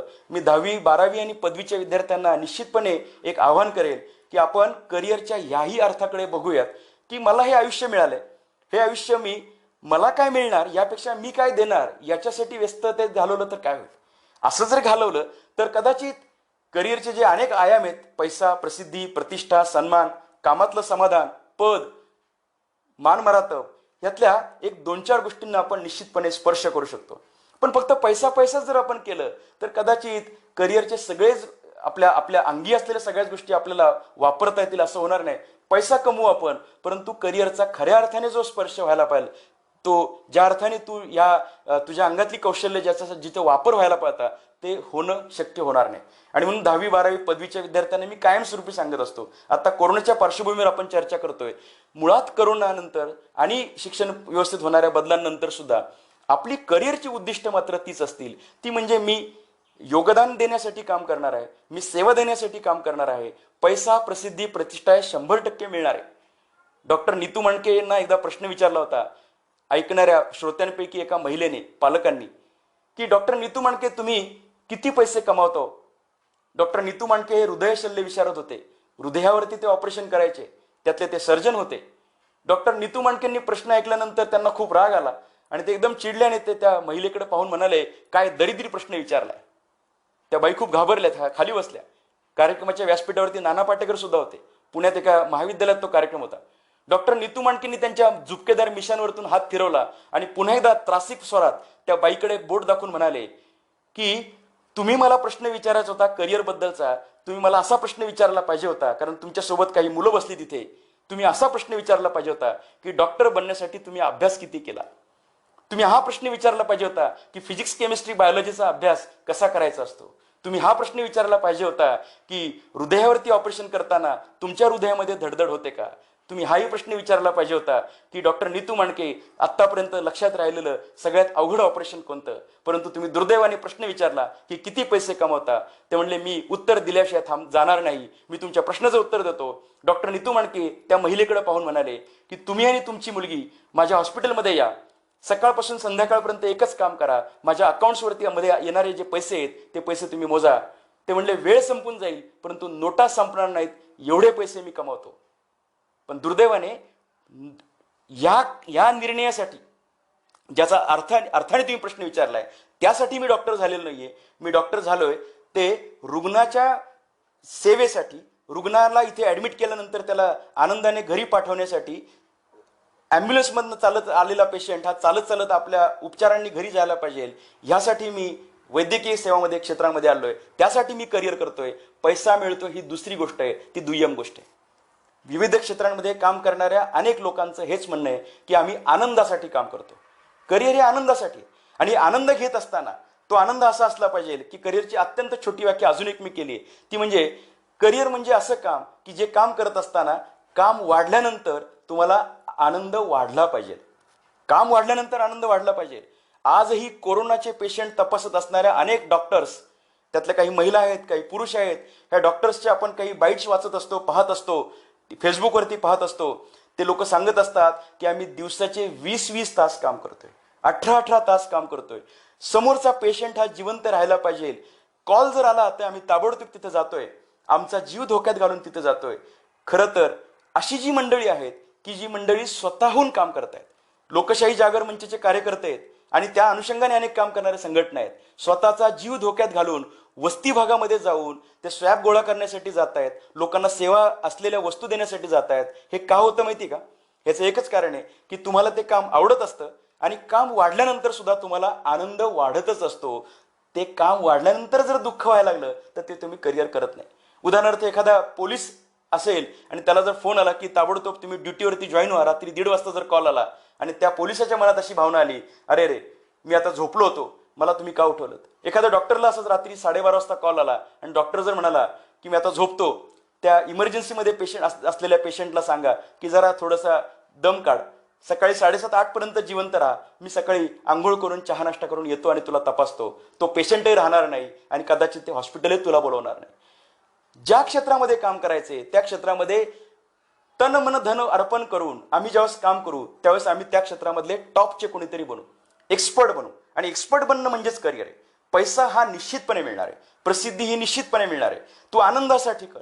सचिन तेंडुलकरला ज्यावेळेस प्रश्न विचारला की ज्यावेळेस तू किती पैसे कमावलेस आणि तुला किती पैसे मिळतात सिक्सरला, IPL मधून किती पैसे, सचिन तेंडुलकर सांगतोय की मला 6 मारताना जो आनंद होतो तो आनंद अवर्णनीय असतो. त्या आनंदासाठी मी क्रिकेट खेळत असतो. किशोर कुमार म्हणत होते की दिवसात 3-3 गाण्यांचं रेकॉर्डिंग करतोय का, तर 3 गाण्यांचं रेकॉर्डिंग करून ज्यावेळेस स्टुडिओमधून खाली येतो त्यावेळेस जो आनंद मिळत असतो, त्यावेळेस शिट्टी मारत मारत मी माझ्या गाडीत बसतो, त्यावेळेस त्या आनंदासाठी तिथंच मला माझं सगळं यश मिळालेलं असतं. पैसा हा नंतर मिळतोच, परंतु मूळ फोकस मी आता थोडंसं त्वेषाने का सांगतोय त्याचं कारण असं आहे की करिअर बद्दल विद्यार्थी प्रश्न विचारतात. आता कोरोनाच्या पार्श्वभूमीवर सुद्धा मला अनेक विद्यार्थी प्रश्न विचारतात की आता फार्मसीचे दिवस चांगले असतील, औषध निर्माण शास्त्रामध्ये जास्त स्कोप असेल तर आम्ही फार्मसीला जाऊ का. मला असं वाटतं की प्रश्न चुकीचा आहे. प्रश्न असा असायला हवा, एका विद्यार्थिनीने मला जो प्रश्न विचारला होता पूर्वी की कोरोनासारख्या आजारासारखाच, आता त्यावेळेस कॅन्सर आजाराची भीती असायची, कॅन्सरची भीती अजूनही आहे. ती म्हणाली की कॅन्सर आजार होऊच नये यासाठी जन्मलेल्या बाळाला जर आपण कॅन्सरची लस, अँटी कॅन्सर अशी लस तयार करून देऊ शकलो तर काय होईल सर, तसं करता येईल का. 9वीतली विद्यार्थिनी ज्यावेळेस कॅन्सरवरती लस शोधता येईल का, औषध शोधता येईल का असा प्रश्न विचारते. मला सांगायचंय की त्या विद्यार्थिनीने जर 11वी-12वी सायन्स केलं आणि फार्मसीमध्ये जर ती या करिअरमध्ये गेली तर ती विद्यार्थिनी कदाचित त्या लसीवरती काम करेल का आणि तिला यश मिळेल का माहीत नाही, परंतु ती जे काम करेल ते पॅशनेटली काम असेल आणि असंच पॅशनेटली काम विविध क्षेत्रांमध्ये करण्यासाठीचे तज्ज्ञ तयार व्हावेत. हाच कदाचित मी व्यक्ती म्हणून प्राध्यापक विजय नवले आणि लोकशाही जागर मंच म्हणून या संघटनेचा उद्देश असावून कदाचित आजचं हे व्याख्यान सत्र ठेवले. मी आता माझ्या व्याख्यानाच्या थोड्या अगदी महत्त्वाच्या शेवटाच्या भागाकडे जाणार आहे, परंतु खूप महत्त्वाचा भाग आहे. तो भाग असा आहे की करिअर म्हणजे नेमकं काय. तर करिअर म्हणजे ज्या क्षेत्रामध्ये पेंडिंग काम आहे त्या क्षेत्रामध्ये मी काम करणार. म्हणजे काय, तर म्हणजे आता कोरोनाचं संकट आपण पाहिलंच. मला असं वाटतं की बऱ्याच लोकांच्या लक्षात आलीत की नेमकी पेंडिंग वर्क कोणत्या क्षेत्रामध्ये आहेत आणि कशा कशा पद्धतीने मला जायचंय. काही जरा मागचा मागोवा घेतला तर लक्षात येईल की माळीण नावाचं गाव पुणे जिल्ह्यामधलं, एक दिवशी ढगफुटी होते काय आणि अख्खा तो डोंगर कडा कोसळतो काय आणि माळीण गाव पूर्णपणे त्या डोंगर कड्याखाली गाडलं जातं काय, कुणी शिल्लकच राहत नाही अशी परिस्थिती निर्माण होते. मला आश्चर्य असं वाटतं, दुर्दैव असं वाटतं, डोळ्यातून आपल्या अश्रू आले, टाहो फोडला आपण. जुलै महिन्यातली ती घटना होती. हे काय झालं, कसं झालं, कुणी कोणाला दोष द्यायचे. उत्तर असं आहे की ती ढगफुटी होणार आहे हे सांगणारं कुणी नव्हतं का आपल्याकडं.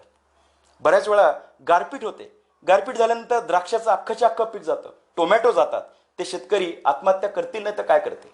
मग हवामान खात्यामध्ये काम करणाऱ्या मंडळींनी तसे अचूक अंदाज जर वर्तवले तर आपल्या शेतकरी बांधवाला त्याचा उपयोग होणार आहे. एखादं माळींसारखं गाव हे गाडलं जाणार नाहीये. म्हणून हे भाषण ऐकणारा किंवा कदाचित त्याही पद्धतीने वैयक्तिक स्तरावरती विचार करणारा 8वी 9वी 10वी 11वी 12वीतला कदाचित पदवी स्तरावरचा विद्यार्थी असा विचार करेल की मी हवामान खात्यात काम करेल, तिथे कदाचित उत्तम माणसं नाहीयेत का, तसं असेल तर कदाचित मी जाईल. कदाचित माणसं उत्तम आहेत परंतु सॉफ्टवेअर नीट नाहीये का, मग मी स्टॅटिस्टिक्समध्ये काम करण्यासाठी तसा विषय निवडेल. मी IT सेक्टरमध्ये जाऊन वेदर फोरकास्टिंग सारखं सॉफ्टवेअर अशा पद्धतीने तयार करेल की मी जर अचूक अंदाज वर्तवला तर त्याच वेळेस पावसाचा पहिला थेंब पडेल. असं काम, पेंडिंग काम हवामान खात्यामध्ये कामाची गरज आहे, आरोग्य क्षेत्रामध्ये कामाची गरज आहे, हॉस्पिटल्समध्ये कामाची गरज आहे, पोलीस यंत्रणा इमर्जन्सी सेवामध्ये कामाची गरज आहे. ती विमानतळावरती जिथे क्वारंटाईन करण्याची व्यवस्था असायला पाहिजे ते क्वारंटाईन निर्माण करण्यासाठीची गरज आहे.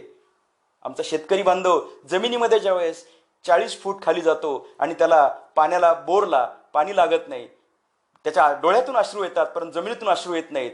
मग 8वी 9वीतला एखादा विद्यार्थी पेंडिंग काम हा मुद्दा त्याच्या लक्षात आलेला आहे. करिअर म्हणजे पेंडिंग काम करायचं हे त्याला कळलंय. जिथं कमी तिथं आम्ही असं म्हणणारे लोक ज्यावेळेस तयार होतात तो विद्यार्थी म्हणतो की जसा माणसाच्या शरीराचा हाडांचा एक्सरे काढला जातो तसा जमिनीचा एक्सरे काढता येईल का. असा जमिनीचा एक्सरे जर काढू शकलो तर पाण्याचे जे प्रवाह आहेत, मेजर प्रवाह कोणता, मायनर प्रवाह कोणता, टेम्पररी कोणता, परमनंट कोणता, किती डायमीटरचा प्रवाह आहे हे आम्हाला लख्खपणे कॉम्प्युटरच्या मॉनिटरवरती दिसेल. जमिनीच्या खाली लपलेलं पाणी आता सॅटेलाइटच्या रचनेतून काही प्रमाणात शक्य होतं परंतु अजून तंत्रज्ञान विकसित झालेलं नाही. ते आम्हाला करायचंय, ते आम्हाला करायचे असं म्हणणारे शालेय स्तरावरचे विषय विद्यार्थी आता पुढे येऊन म्हणतील की मी अशा पद्धतीने शिक्षण घेईल. कदाचित ते कॉम्प्युटर इंजिनिअरिंग मध्ये असेल, कदाचित ते जिओलॉजी मध्ये असेल, कदाचित ते सॉइल या विषयातलं असेल, कदाचित ते सिग्नल सिस्टीम्स मधलं असेल. असं तंत्रज्ञान करून देईल. शेतकऱ्याला कळेल कोणत्या ठिकाणी पाणी घ्यायला पाहिजे, तो शेतकरी पाणी घेईल, त्याने काढलेले कर्ज उपयोगाला येईल. कदाचित त्याला कर्ज फेडण्याच्या अडचणीमुळे होणारी जी आत्महत्या आहे ती वाचू शकेल. करिअर म्हणजे याच्यापेक्षा वेगळं काही नाही. मी कुणाला उपयोगाला पडेल आणि ह्यासाठीचं पूरक शिक्षण कोणतं. मग उतरत्या क्रमाने आम्ही मागे मागे सरकू. मला आश्चर्य वाटतं काही विद्यार्थी असाही विचार करतात दररोज पेपरला. आता गेले 2 महिने अपघात होत नाहीयेत परंतु इतर वेळेस सुद्धा कदाचित कोरोना संपल्यानंतर अपघाताचं दुर्दैवाने पुन्हा सत्र चालू होईल. ते वाचवायचं असेल तर काय करता येईल. अपघातातून एकही माणूस मेला नाही पाहिजे यासाठी काय करता येईल. एका शाळेमध्ये मी व्याख्यानाला गेलो असताना एक विद्यार्थी म्हणाला, सर ट्रकचं चाक अंगावरून जर एखाद्या माणसाच्या गेलं तर तो माणूस मरणार नाही यासाठी काय करता येईल का, काही टेक्नॉलॉजी करता येईल का, इन्व्हेन्शन करता येईल का. मी त्याचा प्रश्न ऐकल्यानंतर त्याचं उत्तर देण्याचा प्रयत्न केला की सेन्सर सिस्टम बसवता येईल का. समोर आलेली बायोलॉजिकल ऑब्स्टॅकल ती कळल्यानंतर एखादी ट्रे सिस्टीम पुढे जाऊन त्याला उचलेल का, खर्चटलं जाईल, अंगाला लागेल, जखमा होतील पण अंगावरनं चाक जाणार नाही. असं काहीतरी मी एक उपाय त्याला सांगितला. त्या मुलाच्या डोळ्यात पाणी चमकलं. कार्यक्रम झाल्यानंतर मी शाळेच्या मुख्याध्यापकांना प्रश्न विचारला, या मुलाने मला हा प्रश्न का विचारला असेल. आणि त्यावेळेस त्या मुख्याध्यापकांनी सांगितलं की हा मुलगा 2रीत असताना ह्याचे वडील रोड ऍक्सिडेंटमध्ये अंगावरनं ट्रकचं चाक गेल्यामुळे खलास झालेत आणि तेव्हापासून हा त्या धक्क्यातून बाहेर आलेला नाहीये. पण तो असा विचार करतोय की आता इथून पुढच्या काळामध्ये कुणाच्याच घरातले वडील याच्यातून मरता कामा नयेत यासाठी कदाचित त्याने हा प्रश्न विचारला असेल. मला तुम्ही सांगा, हा मुलगा करिअर क्षेत्रामध्ये, इंजिनिअरिंगमध्ये, ऑटोमोबाईलमध्ये गेल्यानंतर काय दर्जाचं काम करेल? तो पैसा मला कोणती पोस्ट देणार? मला फॉरेनला पाठवणार का? मला कशा पद्धतीचा बंगला देणार? मला सोमवार बुधवारी कशा पद्धतीचा आहार असणार आहे? शनिवार रविवार सुट्टी असणार आहे का? हा प्रश्न विचारणार नाहीये. तो विचारताना हा प्रश्न विचारतोय, मला माणसांची आयुष्य कशी वाचवता येतील. याच पद्धतीने एक विद्यार्थी सांगतोय की दारू पिलेला माणूस गाडी चालवतो आणि त्यामध्ये ऍक्सिडेंट होतो. तो म्हणतोय की अल्कोहोलिक सेन्सर्स, स्मेल सेन्सर्स गाडीत बसवता येतील. अल्कोहोलिक सेन्सर बसवल्यानंतर दारू पिलेला माणूस जर गाडीत बसला तर याने चावी जरी पिळली तरी गाडी चालू होणार नाही, कारण गाडीच्या आतल्या एकमेकांच्या पार्टला मशीन लर्निंग आणि आर्टिफिशियल इंटेलिजन्सद्वारे एकमेकांची माहिती एकमेकांना सांगितली जाईल. गाडी चालू नाही करायची, पेताड आलाय हे पोलिसाला नाही कळणार, परंतु गाडीला कळेल. इथून पुढच्या काळामध्ये अशा पद्धतीची अनेक तंत्रज्ञान, artificial intelligence, machine learning, automation, robotics या सगळ्या गोष्टी येतील. कोरोना नंतरच्या काळामध्ये ज्या ज्या ठिकाणी माणसाला प्रत्यक्ष तपासणीसाठी जायचं नाहीये डॉक्टरांना, त्या ठिकाणी रोबोट जाऊ शकतील का? मला असं वाटतं की डेंटिस्ट सारखं काम, अगदी तोंडाच्या जवळ जाऊन काम करायचंय, या ठिकाणी रोबोटचं काम वाढेल का? या रोबोटला तंत्रज्ञान देणारे सायन्स अँड टेक्नॉलॉजी मधले सॉफ्टवेअर, इलेक्ट्रॉनिक्स, मेकॅनिकलचे लोक यामध्ये काम करतील, जे ऑटोमेशन मध्ये असतील. इथे डॉक्टर काम करतोय पण प्रगत तंत्रज्ञान त्याला याच्यामध्ये मदत करतंय. ज्या ज्या ठिकाणी पेंडिंग काम आहे त्या पेंडिंग कामांमध्ये आम्ही छानपणे काही काम करू शकलो तर मला वाटतंय की करिअरची जी काही विस्तृत दालनं आहेत ती आपल्याला दिसू लागतील. करिअर ही अत्यंत सहज सोपी प्रक्रिया आहे, आनंद देणारी प्रक्रिया आहे. मला काय मिळणार यापेक्षा मी काय देणार हा विचारच करिअर मधला अत्यंत महत्वाचा विचार आहे. हा विचार त्या काळामध्ये भगतसिंगांनी केला, गांधीजींनी केला, टिळकांनी केला. म्हणून कदाचित आपल्याला स्वातंत्र्य मिळून आज आपण या सुराज्यामध्ये आहोत, स्वराज्यामध्ये आहोत. अजूनही आपल्याला योगदान काय देता येईल हा विचार इथून पुढच्या काळामध्ये गरजेचा आहे. कोरोना नंतरचं जग निश्चितपणे थोडं वेगळंच असणार आहे. परदेशाचं आकर्षण कमी होतंय, महानगरांचं आकर्षण कमी होतंय. त्यामुळे ग्रामीण भागामध्ये जाऊन काम करणारे, तशा पद्धतीने वेगळ्या प्रोफेशनच्या मागे जाणारे लोक तयार होतील. निश्चितपणे ही येणारी तरुण पिढी जी आहे ती नकारात्मक विचारांची नाहीये, ती सकारात्मक विचारांची आहे. आता मला ऑडिटोरियममध्ये जाऊन गाणं म्हणता येत नाहीये म्हणून युट्यूबवरतून स्वतःचे चॅनल चालू करून गाणं म्हणणारी सुद्धा मंडळी या समाजामध्ये तयार होत आहेत. तशा पद्धतीने अभिनय करणारी माणसं तयार होत आहेत. शिक्षक बेचैन झालाय, तो आता ऑनलाईन पद्धतीने शिकवायला लागलाय. याही पद्धतीने ज्या ज्या ठिकाणी जिथे जिथे आपल्याला फुल प्रूफ सिस्टीम्स आणि ऑटोमेशन सिस्टीम वापरता येतील ती सगळी करिअर क्षेत्र आगामी काळात पुढे जाताना दिसतील. तर करिअरच्या ह्या सगळ्या मांडणीमध्ये अगदी थोडासा एक भाग राहिलाय, तो मी मांडतो आणि त्यानंतर आपल्या या माझ्या ऑनलाईन सत्राला विराम देतो.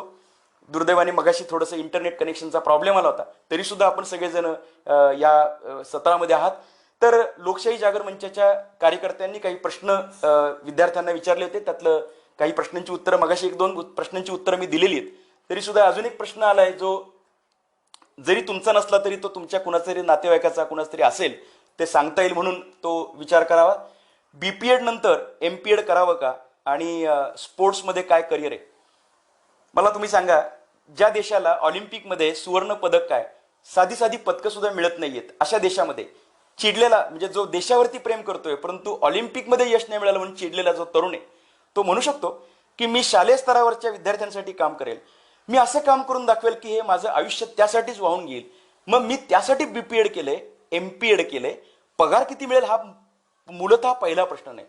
मी का या क्षेत्रात येतोय याचं कारण हे आहे असं ज्यावेळेस तो म्हणेल, ऑलिम्पिकमध्ये माझा भारतातला कुणीतरी पुढे सरकायला पाहिजे, मला नाही जमलं परंतु मी माझे विद्यार्थी घडवेल असा म्हणणारा कुणीतरी पुढे आला, बीपीएड एमपीएड शिक्षण त्या अर्थाने उपयोगाचं आहे. व्यावहारिक दृष्टींच्या बाजूने जर बोलायचं झालं तर थोडीशी अडचणीची बाजू अशी की एकूण शाळांमध्ये असलेलं एकूण आता फायनान्शियल रिसोर्सेस आणि याच्यामध्ये स्पोर्ट्सला दिलेला असलेला दर्जा हा पाहता प्रत्येक शाळेमध्ये स्पोर्ट्स टीचरची संख्या थोडीशी मर्यादित असते. या निमित्ताने लगे हात मला हा एक मुद्दा सांगायचा आहे की नॅरो होणारी करिअरची स्पर्धा आणि वायडर होणारी करिअरची स्पर्धा, कारण त्याच्यात पुढच्या काही दोन प्रश्नांची उत्तरं पण येऊन जातील. स्पर्धा परीक्षा करायचंय असं म्हणणाऱ्यांची खूप मोठी संख्या आहे. मी एकदा एका व्याख्यानाला गेलो होतो आणि सहज प्रश्न विचारला, 3,000 विद्यार्थी समोर बसले होते. प्रश्न असा विचारला की कुणाला कलेक्टर व्हायला आवडेल? समोर 2,500-3,000 विद्यार्थी होते. कुणाला कलेक्टर व्हायला आवडेल असं म्हटल्यानंतर ऑलमोस्ट सगळ्याच्या सगळ्या विद्यार्थ्यांनी हात वर केला. फोटोग्राफर जो फोटो काढत होता कार्यक्रमाचा त्याने पण हात वर केला. आणि व्यासपीठावर बसलेल्या सगळ्या मान्यवरांनी जोरात टाळ्या पिटल्या. अरे म्हणले आपले गावच भारी. 3,000 विद्यार्थ्यांनी कलेक्टर होण्यासाठी हात वर केला. मी त्यांना सांगितलं की साहेब, जरी वातावरण चांगलं वाटलं तरी ही तशी आजारी समाजाची मानसिकता आहे. कारण एका तालुक्यातनं, एका जिल्ह्यातनं 3,000 IAS अधिकारी होऊ शकतात का? 7-8 लाख, 10 लाख, 12 लाख विद्यार्थी देशातून बसतात आणि एखाद्या बॅचमध्ये साधारणतः 100, 110, 120 IAS अधिकारी होऊ शकण्याची आपल्या अख्ख्या देशाची कॅपॅसिटी आहे. मग असं म्हणणारे जे विद्यार्थी आहेत त्यांनी लक्षात ठेवायला पाहिजे की मला IAS अधिकारी का व्हायचंय. जसं मगाशी मी उल्लेख केला की गरिबाची झोपडी जाळणारा अधिकारी व्हायचंय का गरिबाच्या झोपडीतली चूल पेटवणारा अधिकारी व्हायचंय? कशासाठी अधिकारी व्हायचंय? आणि याचं उत्तर जर मला प्रामाणिक, कर्तव्यदक्ष, समाजासाठी काम करणारा अधिकारी व्हायचंय असं जर असेल तर मग तू स्पर्धा परीक्षा तयारी कर. कारण क्रिकेटच्या मॅचमध्ये जसे फक्त 11च लोक घेतले जातात, त्याच पद्धतीने स्पर्धा परीक्षांमधून सिलेक्ट होणाऱ्यांची संख्या ही सुद्धा मर्यादित असते. फक्त कोरोना नंतरच्या जगामध्ये मला असं वाटतंय की काही सेक्टर्समध्ये मोठ्या प्रमाणामध्ये भरती होऊ शकते. कोरोना नंतरचं जग या विषयावरचा आपला आजचा व्याख्यानाचा विषय. स्पर्धा परीक्षांच्या माध्यमातून सुद्धा काही जागांची संख्या वाढेल, वयोमर्यादा वाढेल आणि सरकार या मानसिकतेमध्ये आहे की अनेकांना रोजगार देण्यासाठी, कारण बऱ्याच जणांचे रोजगार जात आहेत, त्या पार्श्वभूमीवरती युवकांना रोजगार देण्यासाठी काही नवीन जागा काढतील. परंतु स्पर्धा परीक्षा करणाऱ्या विद्यार्थ्याचा हा अप्रोच असायला पाहिजे. अजून एक मुद्दा मला या ठिकाणी या निमित्ताने जमलोय आपण तर सांगायचा आहे, तो म्हणजे 2 ऑप्शन्स आपल्या विद्यार्थ्यांसाठी उपलब्ध आहेत. ऑप्शन नंबर 1 ऐकायला बरा वाटेल. ऑप्शन नंबर 1 आहे ही 2-4 वर्ष मजा करायची. टाइमपास करायचा, ट्रिपल सीट गाडी रॉंग साईडनी चालवायची, पत्रिका नसेल तरी लग्नाला जेवायला जायचं, कुणाची डीजेची मिरवणूक चालू असेल तरी तिथं नाचायला घुसायचं, कुणी बोलत नाही तरी घुसायचं. जमतं सगळं, फ्रेंडशिप होते सगळी. अचानक हॉटेलमध्ये जेवून यायचं, घरी आईने स्वयंपाक केला, ढाब्यावरनं खाऊन आला, मजा कर. का? ये जिंदगी ना मिलेगी दोबारा. करिअर मधली अत्यंत महत्वाची वर्ष, 12वी नंतरची 3-4 वर्ष ही अशीच पद्धतीने एन्जॉयमेंट मध्ये घालवली. Facebook, internet, WhatsApp, status, TikTok हे सगळ्या ह्याच्यामध्ये टाइमपास चाललाय. चित्रपट, स्वतःच्या करिअरमध्ये काही लक्ष नाही, दुसऱ्यांसाठी टाळ्या वाजवतोय. आणि हे सगळं करत असताना अशी 4-5 वर्ष निघून गेली. 3-4 वर्ष मजा करा आणि पुढची 30-40 वर्ष फक्त सजा भोगा. कारण याच्यातून शिक्षण होणार नाही. झालं शिक्षण तर अपुरं होईल, झालं तर ते दर्जेदार होणार नाही, नोकरी मिळणार नाही, मिळाली तर कमी पगाराची मिळेल. आणि असं करत करत सगळ्याच्या सगळं आयुष्य हे दुःखात जाऊ शकतं. मी सगळ्या ऐकणाऱ्या विद्यार्थ्यांना एक सल्ला देतोय. ऐकणारे विद्यार्थी निश्चितपणे हुशार आणि शहाणे आहेत, म्हणूनच ते फेसबुक लाईव्हवरती आलेत. पण तुम्ही तुमच्या मित्रांना सांगा की कोरोना नंतर ज्यावेळेस आपण पुन्हा पूर्ववत होऊ त्यावेळेस हे जे आयुष्य यातली ही 3-4 वर्ष खूप महत्वाची आहेत. त्यामुळे ऑप्शन नंबर 2 असा आहे की ही 3-4 वर्ष महत्वाची आहेत, याच्यामध्येच आपण कष्ट करायचे. इतके कष्ट करायचे आहेत की या 3-4 वर्षांच्या कष्टानंतर पुढचं अख्खं आयुष्य, पुढची 30, 40, 50 वर्ष आपण सुखात असलं पाहिजे. मित्रांनो, मी अनुभव सांगतो काही अधिकाऱ्यांचे की एखादा अधिकारी असे कष्ट करून मोठा अधिकारी बनतो, उद्योजक बनतो, संशोधक बनतो आणि ते सगळं झाल्यानंतर ज्यावेळेस तो त्याच्या ऑफिसपाशी येतो किंवा कुठे मीटिंगला जातो, कारमधनं पोचल्यानंतर कारचा दरवाजा आतून सुद्धा उघडावा लागत नाही. कुणीतरी बाहेरनं दरवाजा उघडतं, एस्कॉर्ट केलं जातं, तुम्हाला आत घेऊन गेलं जातं, चहा कॉफी काय हवंय ते विचारलं जातं, फॅन बंद करून AC लावला जातो, तुमच्यासाठी पाहिजे ते सगळं होतं. मित्रांनो, फक्त एकच केलं असतं त्याने फक्त ती 3-4 वर्ष जी आहेत ना कॉलेजच्या जीवनातली, तीच फक्त कष्टात घालली असतात. कष्ट म्हणजे वेगळं काही नाहीये, शिक्षण घ्यायचंय, अभ्यास करायचा आहे आणि फक्त आपलं उद्दिष्ट गाठायचंय. मला करिअरच्या या निमित्ताने हे फाउंडेशन सांगताना ऑप्शन नंबर 2 ची आठवण करून द्यायची की फक्त 3-4 वर्ष कष्ट करू आणि त्यानंतरचं पुढचं जे आयुष्य आहे ते सुखात काढू. हे 2 मुद्दे. स्पर्धा परीक्षांच्या मागे किती विनाकारण जायचंय का कशासाठी जायचंय, आणि दुसरा मुद्दा कोणत्या वयात कष्ट करायचे. ह्या पार्श्वभूमीवरती दुसऱ्या प्रश्नाकडे मी जातो. जॉब मिळण्यासाठी काय करावं, ह्याचे उत्तर मला अगदी सहजपणे देता येईल. जॉब मिळण्यासाठी आपल्याला कॉम्पिटंट बनवावं लागेल एज्युकेशनच्या बाबतीमध्ये. आणि आता जो काळ बदललाय, कोरोना नंतरच्या काळामध्ये सुद्धा त्याचा वरचष्मा असणार आहे. तो म्हणजे तुम्ही नुसतं शिक्षण नाही, त्यातले मार्क नाहीत, पदवीचे मार्क नाहीत, तर तुमच्यामध्ये कोणती कौशल्य आहेत, त्या कौशल्याच्या अनुषंगाने तुम्ही स्वतःची डेव्हलपमेंट केली आहे का. अशी जर तुमची डेव्हलपमेंट झाली असेल तर त्या कौशल्यांच्या आधारे तुम्हाला जॉब मिळणं अवघड नाही.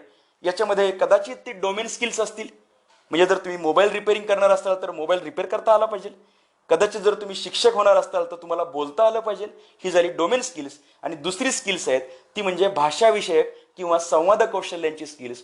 याची सुद्धा आजच्या काळामध्ये गरज आहे. तीही गरज व्यक्तिमत्व विकसनाच्या माध्यमातून आपण करावी. तुम्हाला निश्चितपणे जॉब मिळेल आणि सकारात्मक जर आपण राहिलो तर निश्चितपणे जॉब मिळणं असेल, स्पर्धा परीक्षा पास होणं असेल, एखाद्या करिअरमध्ये किंवा व्यवसायामध्ये पुढे जाणं असेल, हे अवघड नसतं. मला या निमित्ताने तुम्हाला सगळ्यांना हेही सांगायचं आहे की बुद्धिमत्तेच्या जीवावरती काही कामं होतात, मार्कांच्या जीवावरती काही ठिकाणी तुम्हाला एंट्री मिळते, परंतु जीवनामध्ये खूप मोठी यशस्वी झालेल्या लोकांची जर आपण यादी केली तर असं लक्षात येईल की बौद्धिक क्षमतेपेक्षा इच्छाशक्तीवरती ही माणसं पुढे गेलेली आहेत आणि इच्छाशक्तीच्या द्वारे ही माणसं मोठी झालेली आहेत. त्यामुळे 10वी मध्ये 92% मार्क आणि 12वी मध्ये 64% मार्क आणि नंतर कुठेतरी काहीतरी सर्वसामान्य शिक्षण करणारी माणसं दिसतात. त्यासोबत 10वी मध्ये 53% मार्क आणि नंतर कुठेतरी कलेक्टर बनून काम करतोय असंही चित्र दिसतं. उद्योजक बनून भोसरी, पिंपरी चिंचवड या भागामध्ये, मुंबईमध्ये कुठेतरी स्वतःचा व्यवसाय आहे असंही चित्र दिसतं. त्यामुळे इच्छाशक्तीवरती सगळं असतं. ही इच्छाशक्ती प्रज्वलित करणं कदाचित लोकशाही जागर मंचाचा आजच्या या व्याख्यान सत्राचा उद्देश कदाचित हाच असेल. मी तुमच्यासमोर बोलतोय, माझ्या कंठाचं ऑपरेशन झालंय, जिथून आवाज निघतो त्या भागाचंच ऑपरेशन झालेलं आहे, तरी सुद्धा मी तुमच्याशी थोडासा ताकद लावून बोलतोय. मला समोर विद्यार्थी दिसत नाहीयेत, लोकांच्या टाळ्यांचा आवाज येत नाहीये, लोक प्रतिसाद देताना दिसत नाहीयेत, पण मी गेल्या 2 महिन्यापासून कॅमेऱ्याच्या एका छोट्या बोळाकडे बघून बोलायचं आणि तो एक कौशल्य विकसित करायचं आपलं स्वतःचं आणि तो आनंद घ्यायचा, हे मी स्वतःमध्ये आता बदल केलाय. जीवनाच्या विविध क्षेत्रांमध्ये, करिअरच्या विविध क्षेत्रांमध्ये, कोरोना नंतरच्या काळामध्ये अशीच स्वतंत्र कौशल्य प्रत्येकाला विकसित करावी लागणार आहेत.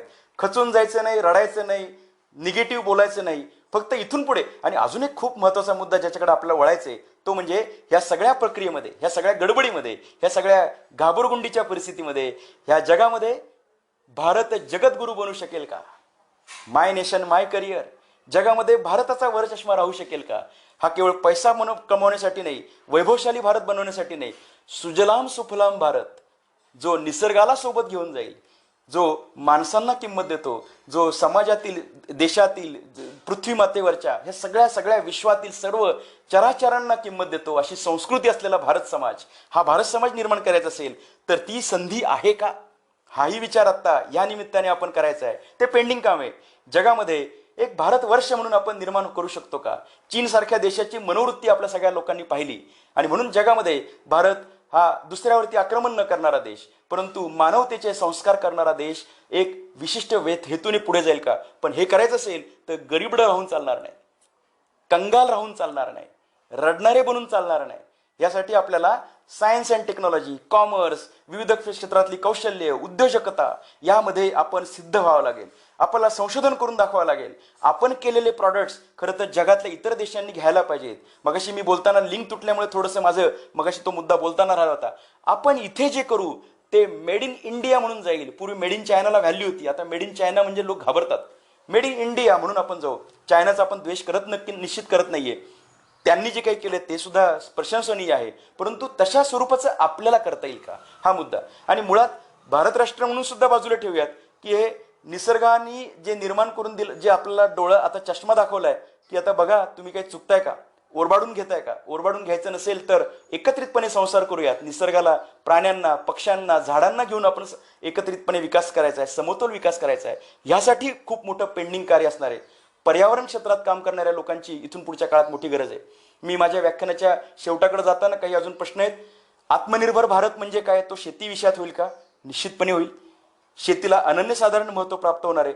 ज्याला स्कोप नसतो त्याला स्कोप असतो. या नियमाच्या अंडर लगेच नाही परंतु काही दिवसामध्ये शेतीला व्हॅल्यू असणार आहे. आणि गेल्या काही 2 महिन्यामध्ये, दिवसांमध्ये पाहिलं असेल आपण काही दिवसांमध्ये की जे काही चालू होतं ते जसं मेडिकल क्षेत्र होतं एका बाजूला, तसं दुसऱ्या बाजूला शेती चालू होती.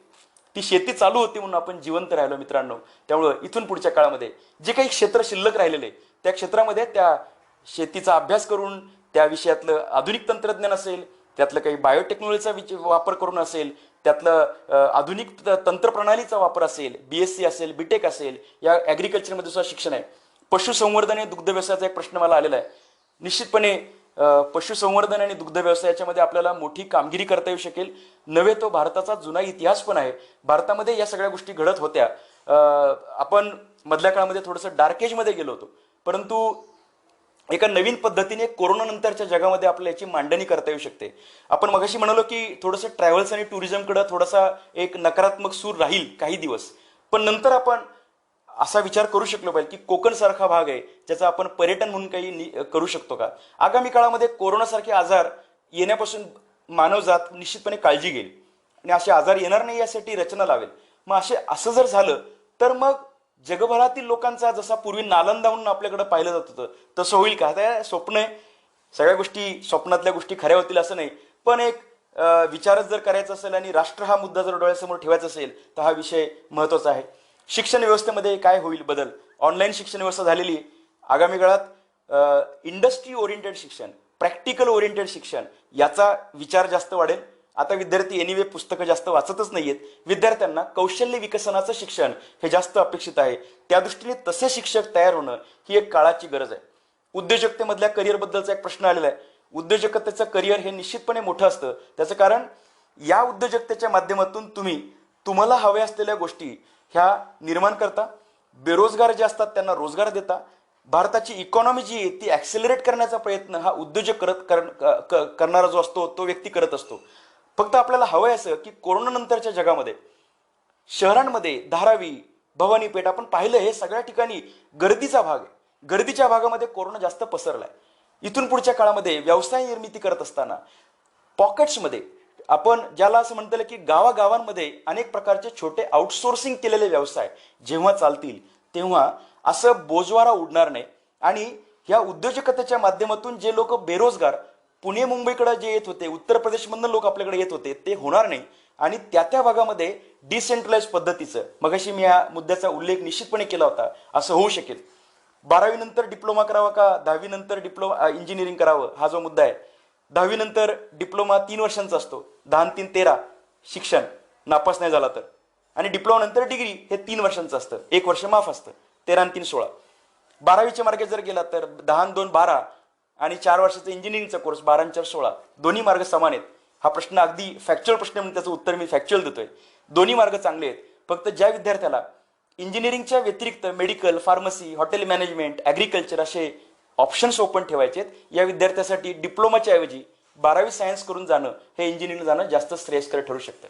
एक महत्त्वाचा प्रश्न आलाय, ऑनलाईन सर्टिफिकेशनचा सुळसुळाट फार झालाय तर ते आपण त्याचा उपयोग होईल का. निश्चितपणे ज्या गोष्टी अशा सहज मिळतात त्याचा फार मोठा फायदा नसतो, पण आता घरी बसून काय करणार यापेक्षा ऑनलाईन सर्टिफिकेशन करा. लॉंग टर्म सर्टिफिकेशन करण्यापेक्षा छोटे मॉड्यूलचे सर्टिफिकेशन करा, त्याचा उपयोग होईल. त्याच्यातून तुम्हाला थोडंसं एक वॉर्मअप होईल आणि तो विषय कळायला लागेल. एम्बेडेड सिस्टीम असेल, PLC असेल, कॅडकॅम सारखं मेकॅनिकल इंजिनिअरिंग मधलं असेल, त्याच पद्धतीने फाईन आर्ट्स मधले काही कोर्स असतील, ॲनिमेशन मधला एखादा कोर्स असेल, घरी बसून करा. त्याची व्यवस्था आता इन्स्टिट्यूटच्या मार्फत तशा पद्धतीने होत आहे आणि असे कोर्सेस केल्यानंतर मग कोरोना संपल्यानंतर मोठे कोर्सेससाठी आपण जाऊ शकतो आणि एकाच जागेवरती बसून आपण विविध ठिकाणी शिक्षणाचा फायदा घेऊ शकतो. यूट्यूब असेल, फेसबुक असेल, यांनी हे सगळं जग सोपं केलेलं आहे. मगाशी फक्त सांगितलेला उल्लेख परत एकदा करतो, शिक्षणासाठी महानगरांचं आकर्षण 1-2 वर्षामध्ये कमी झालेलं आपल्याला निश्चितपणे दिसेल आणि गावातल्या शाळांची किंमत, गावातल्या त्या ठिकाणच्या ज्युनियर कॉलेजची किंमत ही फार असेल आणि कोचिंग क्लासेसचं विनाकारण आलेलं जी खपली आहे, जी सूज आहे ती सुद्धा कमी होईल. मला वाटतं हे एक निकोप शिक्षण व्यवस्थेसाठी गरजेची अशी गोष्ट होऊ शकेल. अनेक प्रकारचे प्रश्न आपल्याला विद्यार्थ्यांनी विचारले होते. मी तुमच्याशी खरं तर ऑनलाईनचा नियम तोडून जरा जास्तच वेळ बोलतोय. असं जरी असलं तरी लोकशाही जागर मंचच्या या कार्यकर्त्यांनी ज्या पद्धतीने मला या ठिकाणी बोलवलं, मी पुन्हा एकदा उल्लेख करतो, मी प्राध्यापक विजय नवले, मी आपल्यासमोर कायमस्वरूपी उपलब्ध असतो. कायमस्वरूपी मी तुमच्यासाठी या विषयावरती बोलण्यासाठी येईल. कोणत्याही विद्यार्थ्याचा, भारतातल्या राज्यातल्या कोणत्याही विद्यार्थ्याचा प्रश्न त्यांनी मला मोबाईलवरती विचारावा, मी त्याचं उत्तर विनामूल्य पद्धतीने देत असतो. गावागावामध्ये जाऊन बोलत असतो. लोकशाही जागर मंचचाही कार्यक्रम याच पद्धतीने लोकशाही मूल्य रुजावीत यासाठी गरजू लोकांसाठी चालू आहे. याच माध्यमातून आजचा हा विषय होता. मला 2 विषय मांडायचे होते, कोरोना नंतरचं करिअर आणि शिक्षण, त्यासोबत एकूणच जनरल करिअर याही विषयावर मला तुमच्याशी बोलायचं होतं. मी यातला काही भविष्यवेत्ता नाही, मी यातलं कळणारा काही अर्थकारणी नाही. मी मगाशी त्यामुळे सांगितलं होतं की कोरोनाच्या 3 शक्यता आहेत. तो लवकर जाईल, तो मध्यम कालावधीमध्ये जाईल म्हणजे 6 महिन्यात जाईल, किंवा कोरोना कदाचित 2-5 वर्ष राहील. या 3ही शक्यतानुसार काय काय होईल याची आपण चर्चा केली. आपण सगळ्यांची अपेक्षा अशी आहे की कोरोना लवकरात लवकर जावा, इतक्या लवकर जावा की आपण त्याला लवकरात लवकर विसरून पण जाऊ, मनुष्यहानी कमी व्हावी आणि सगळे जे इन्फेक्टेड लोक आहेत ते सगळे रिकवर व्हावेत. आणि असं जर झालं तर मात्र पूर्वीसारखंच करिअर, पूर्वीसारख्या शिक्षण व्यवस्था आणि पूर्वीसारख्याच रचना राहतील. माणसाला या निमित्ताने आपले दोष कळलेले आहेत, हे दोष माणसाने शिकून घ्यावेत. ह्या दोषामध्ये निसर्गाला जपलं पाहिजे हा एक मुद्दा कळलाय, प्राण्यांना मारून खायला नाही पाहिजे हा एक मुद्दा कळलाय. आणि या सगळ्या प्रक्रियेमध्ये बॅलेन्स अशा पद्धतीचा विकास करू. ह्या पृथ्वीतलावरती आपण एकटेच स्वार्थी असे माणूस नाही, सगळ्यांना घेऊन जायचंय हाही विचार उपयोगाचा आहे. मला असं वाटतं की त्या अनुषंगाने लिखाण करणारे, त्या अनुषंगाने बोलणारे, त्या अनुषंगाने संशोधन करणारे याही लोकांना इथून पुढच्या काळामध्ये छान गती असेल. अर्थातच सध्या तर ऑनलाईनचा मात्र एक मोठा वरचष्मा या सगळ्या ठिकाणी दिसून येतो. तर करिअरच्या या माझ्या आजच्या व्याख्यान सत्रामध्ये मी प्रामाणिकपणे प्रयत्न केलाय की माझ्या काही बाजू आपल्यासमोर मांडाव्यात. निश्चितपणे ऐकणाऱ्यांमध्ये सुद्धा काही मंडळी याच्यात अजून माहितीवाली असतील, ज्ञान प्रक्रियेत प्रचुर असतील, त्यांनीही आगामी काळात विद्यार्थ्यांसाठी मार्गदर्शन करावं आणि लोकशाही जागर मंचच्या वतीने असलेल्या या सामाजिक कार्यामध्ये स्वतःचंही थोडंसं अर्ध्य द्यावं. असं जर झालं, भारत एक राष्ट्र म्हणून निर्माण झालं, मोठं एक विकसित झालं.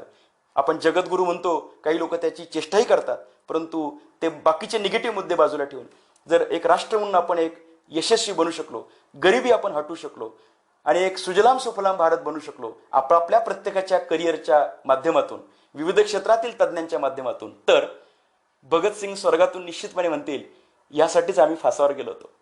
गांधीजी म्हणतील यासाठी तर मी माझं अख्खं आयुष्य विसरलं.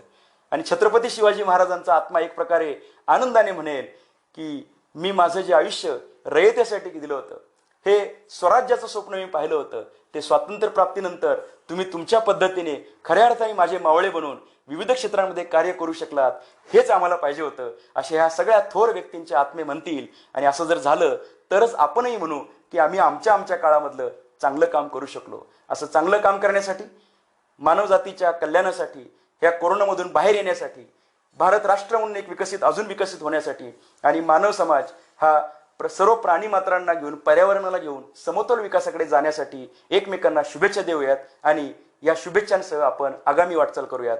जय हिंद, जय महाराष्ट्र, धन्यवाद.